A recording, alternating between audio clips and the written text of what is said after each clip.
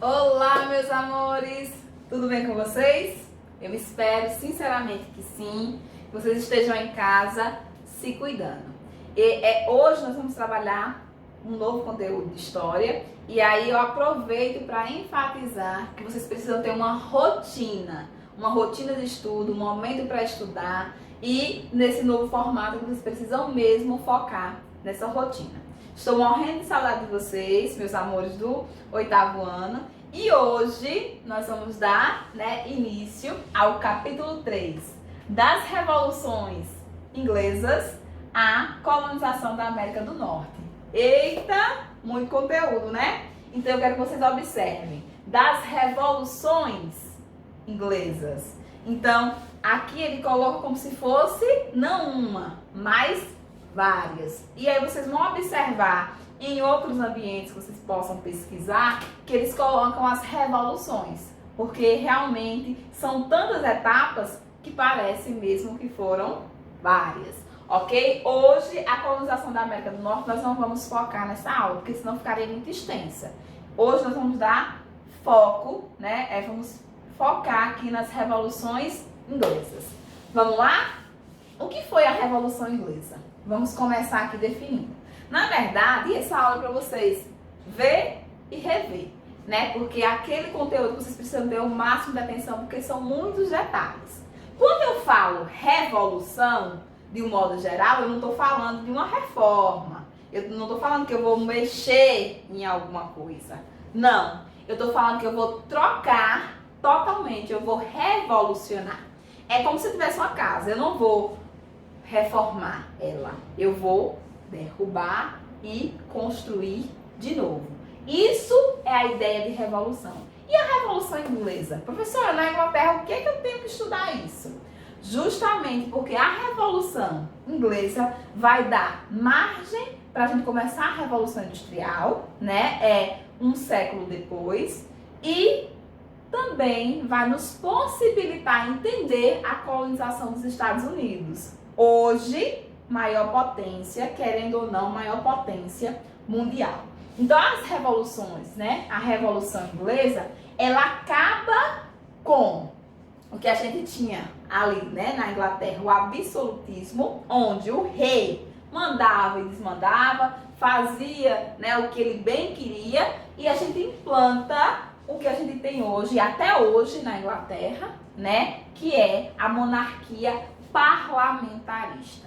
Ou seja, você tem a figura do rei e da rainha, ainda com muita posição, com muita importância, mas quem manda de fato no país é o parlamento. Então a Revolução Inglesa é isso. Você tira a questão realmente do rei ser a figura central, a figura inclusive religiosa, que mandava nessa questão da religiosidade e do governo, e você coloca agora o parlamento. Tem a figura ainda dele, mas ele não manda mais, ok? Os antecedentes, o que foi que aconteceu antes dessa revolução?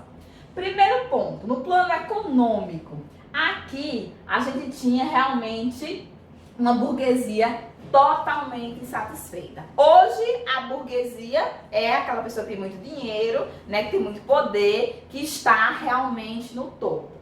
Naquela época, quem estava, quem tinha mais poder eram os nobres, quem tinha títulos. A burguesia tinha dinheiro, mas não podia mandar. Por isso que a gente também chama a Revolução Inglesa de uma revolução burguesa, porque não é o povo que se revolta. Quem se revolta é a burguesia. Então, percebam que a gente tinha burgueses, bem satisfeitos com o absolutismo ali do rei. No plano ideológico, e aqui a gente vai entrar muito na questão do conflito religioso. Gente, nesse momento a gente tinha o calvinismo, tanto escocês quanto inglês. O que é o calvinismo? É quando a gente tem uma religião protestante. Iniciava ali a religião protestante, ou seja, os evangélicos. Vamos colocar para vocês entenderem melhor. Contra a questão dos católicos, que a gente vai chamar aqui também. Então havia um conflito entre os anglicanos, católicos, puritanos e os presbiterianos, ou seja, um conflito ali religioso. E no plano político a gente tinha a morte da Elizabeth I, que não deixou filhos, então pôs fim à dinastia Tudor e iniciou uma nova dinastia, a dinastia, né, Stuart, ok? Então aqui a gente vai ter o cenário que inicia essa Revolução Inglesa. Então aqui a gente vai ter início na Inglaterra essa dinastia que perdurou, né, durante muito tempo. É importante que vocês observem que com a morte da Elizabeth I, ela não deixou filhos, né? Inclusive muitos autores chamam ela da Rainha Virgem. Então vocês podem encontrar essa nomenclatura nos livros aí. E aí por isso o seu primo, né, ela teve que o seu primo, né, que tinha lá todo um contexto na Escócia, dominava, né, na Escócia, foi que teve que vir para assumir esse processo aqui na Inglaterra. Então, aqui a gente vai ter que fazer essa observação. Então, no próximo slide, a gente vai contar bem direitinho esse mecanismo aí para vocês, que aqui a gente vai ter essa observação. Então, como ela não deixou filhos, né? Então, ela foi obrigada, né, a colocar aí seu primo, que era rei da Escócia. Então, vocês observam aqui todo o cenário que Elizabeth deixa para poder a entrada do seu primo, que não tinha outra forma para continuar aí esse processo. Então, aí a gente vai ter o rei Jaime I. O rei Jaime I era aquele rei que acreditava realmente que o rei tinha todos os poderes, inclusive o poder, né, do rei religioso. Então ele mandava, inclusive, nessa questão religiosa. Ele tinha essas tendências absolutistas por quê? Porque ele não queria só governar, ele também queria ser encarado como o Deus vivo. Então ele tinha todo esse poder.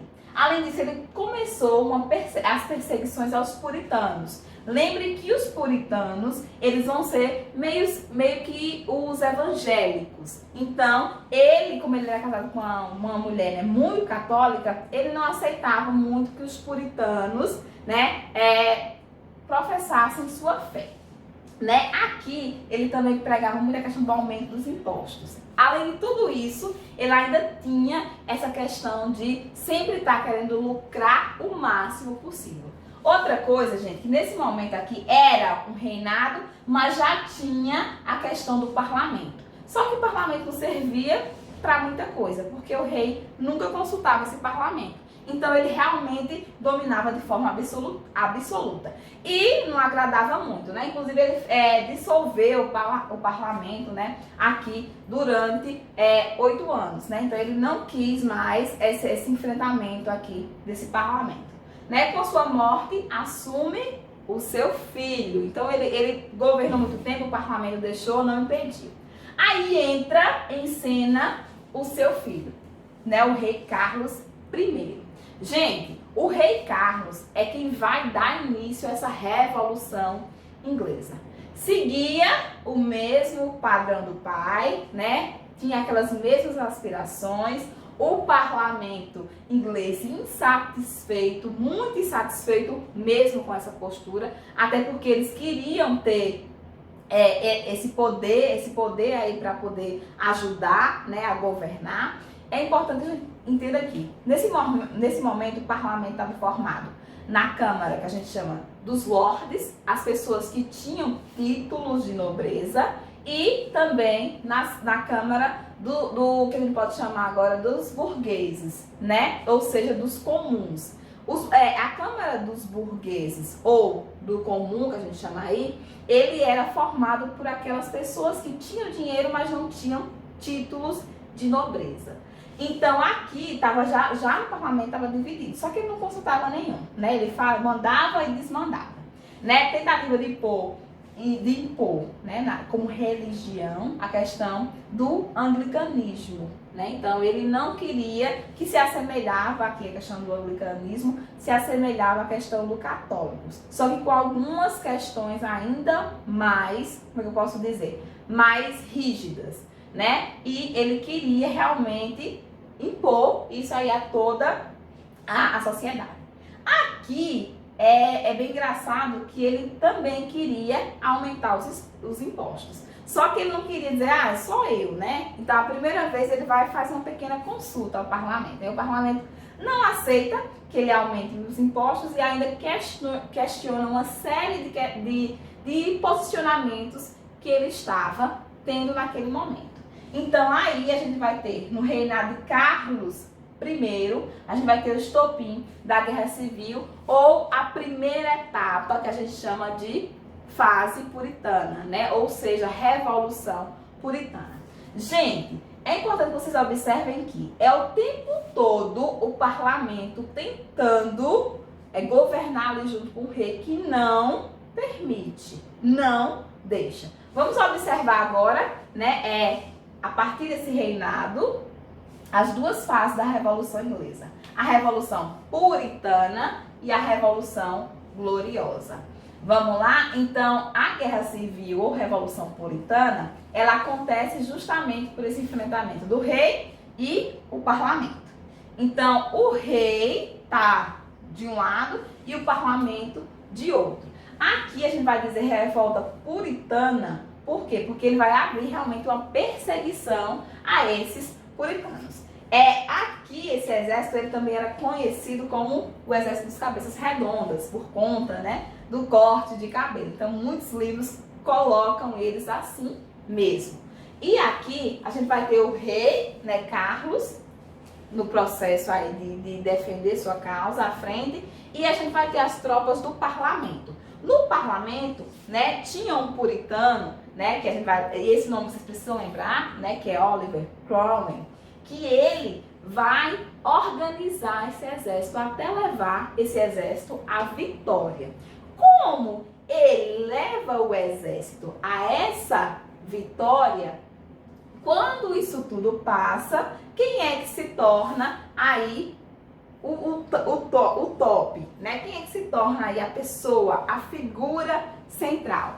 Vai ser justamente esse Oliver Cromwell. Então, ele vai assumir essa figura. Então, a Revolução Puritana é justamente esse momento em que o Carlos I entra em confronto com o parlamento, que estava totalmente insatisfeito com o reinado dele e também com o reinado do pai dele, né, anteriormente, né, o Jaime. Então, aqui a gente vai ver esse momento aqui bem definido. E essa guerra, né, dura anos, né, e eles passam anos nesse movimento. Então, aqui a gente vai observar que quando o exército, né, do parlamento vence, a gente dá início, né, a um novo momento na Inglaterra. Então, aqui vai ser um dos poucos momentos, né, salve único, aqui a gente vai ter uma república. Então, vai ser um dos poucos momentos da história que a Inglaterra implantou uma república. E essa república era governada justamente por quem foi o destaque nas tropas do parlamento, o Cromwell. Então, o Cromwell, ele é muito importante aqui para a gente compreender esse contexto. O que aconteceu com Carlos? Carlos, infelizmente, né, fugiu no final da guerra, foi para a Escócia. Como a Escócia acabou vendendo ele de novo para a Inglaterra e ele foi decapitado por traição. Então, o Carlos aí foi condenado à decapitação. Então, assim, é um momento assim, totalmente novo para a Inglaterra. Por quê? Porque ele deixa de ser absolutista e passa a ser uma república. Vamos conhecer como foi essa república lá? Então, vamos observar. Aqui, quando ele assume, era para ele fazer, né, as vontades do parlamento. E aí ele começa o seu governo realmente fazendo essas vontades. Então, ele vai realmente sempre consultando o parlamento começa a ter vez. Só que, nesse momento aqui, ele como líder começa a subir um pouco a cabeça.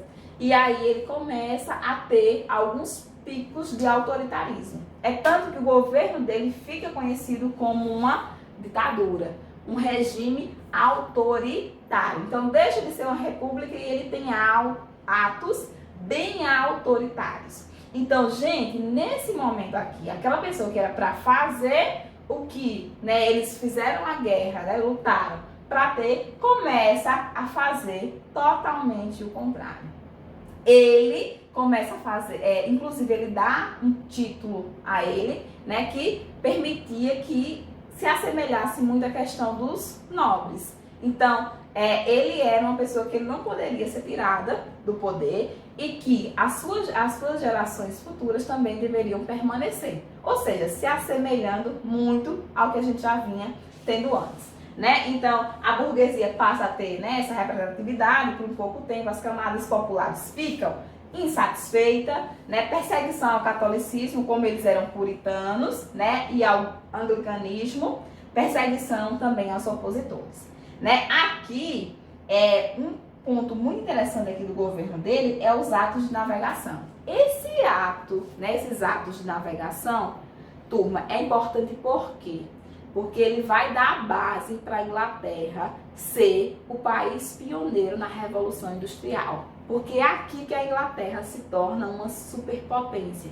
O que é que dizia esses atos de navegação? Aqui no governo ainda de Oliver Cromwell. Então, aqui no slide seguinte, a gente vai ver que ele coloca nesses atos de navegação que todo produto que chegasse à Inglaterra tinha que vir por embarcações por navios da Inglaterra. Então, a Inglaterra ficava ali muito forte, porque todo o comércio era feito através da Inglaterra. Isso daí, minha gente, fortaleceu demais a marinha inglesa, né? O que facilitou depois, também fortaleceu a burguesia aqui, o que facilitou depois, né, na Revolução Industrial, um século depois, no século XVIII. Né? Esse momento todinho aqui do século XVII é bem conturbado na Inglaterra. Qual é o título que eu falei para vocês que Oliver se dá, que torna ele esse poder todo? Ele é o Lorde Protetor. Então, ele se nomeia como esse Lorde Protetor. Como ele era o Lorde Protetor, se assemelhava praticamente ao que era o reinado absolutista. Então, era um cargo hereditário que não poderia ser destituído e ele também não aceitava mais a colocação do parlamento. Inclusive, ele fecha, né, faz a dissolução também do parlamento, né, em um dos atos mais autoritários dele. Ele consegue finalizar, o parlamento não tira ele, mas depois da sua morte, entra o que a gente chama do filho dele, o filho Ricardo. Só que Ricardo, ele não tinha as mesmas habilidades do pai, então ele passa só 6 meses, e aí o parlamento tira Ricardo. Aí, quem é que assume se não tinha mais essa figura que pudesse assumir? É aí, gente, que a gente tem a segunda revolução aí, nesse processo da Revolução Inglesa. Aqui a gente vai colocar a restauração dos Stuart. Como assim, professora?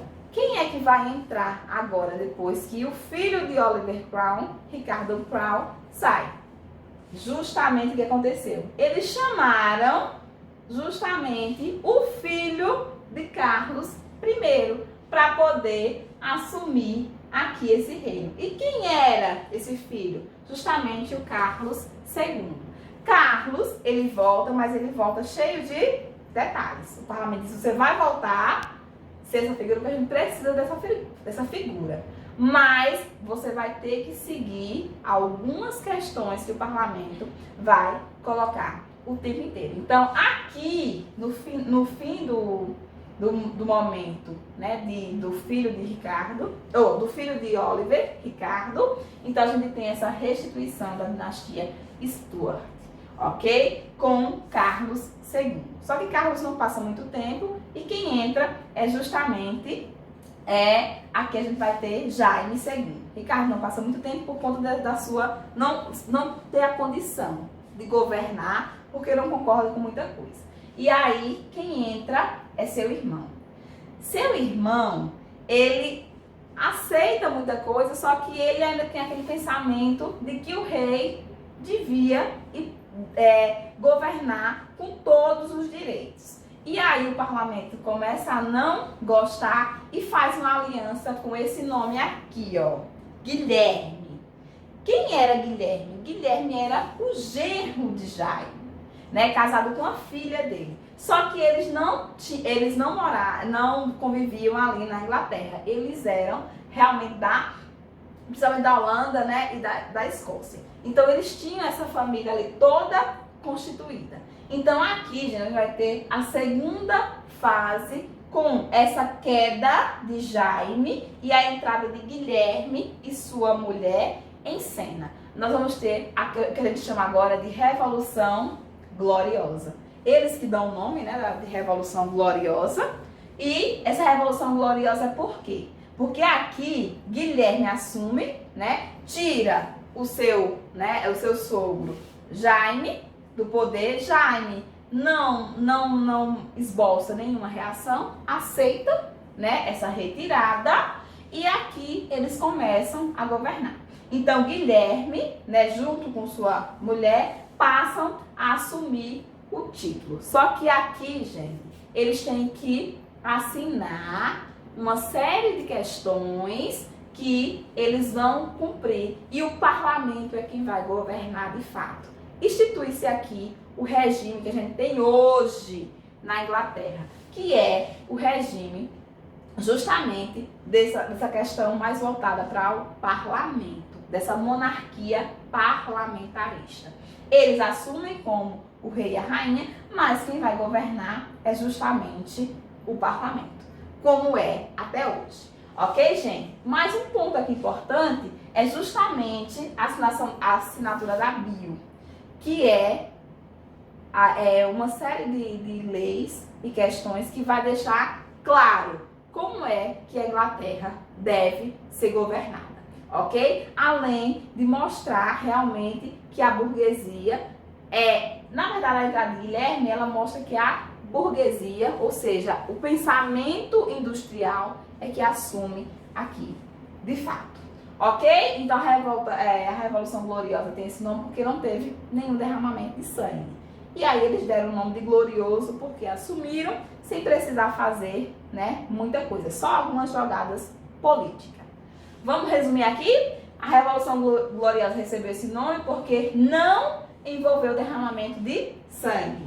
Guilherme III assume o poder, né, tirando lá seu sogro. Jaime foge para a França, não esboça nenhuma reação, né? O rei se submeteu ao parlamento, né, assumindo o que a gente chama justamente de monarquia limitada ou monarquia parlamentarista. Ok, gente? Assim agora a gente não tem mais aquela radicalização desse poder monárquico. E a Revolução Inglesa é justamente isso, né? Criou as condições indispensáveis para a Revolução Industrial, um século depois, né? E também coloca realmente esse regime aí muito claro. A Revolução, ela deixa claro para que a burguesia veio. A burguesia queria, de fato, era dominar a Inglaterra e implantar o pensamento, aí que a gente chama de pensamento empresarial. Além também de ter, nesse processo todo, facilitado a questão da colonização dos Estados Unidos. Assistam, né, reassistam e bons estudos até a próxima aula.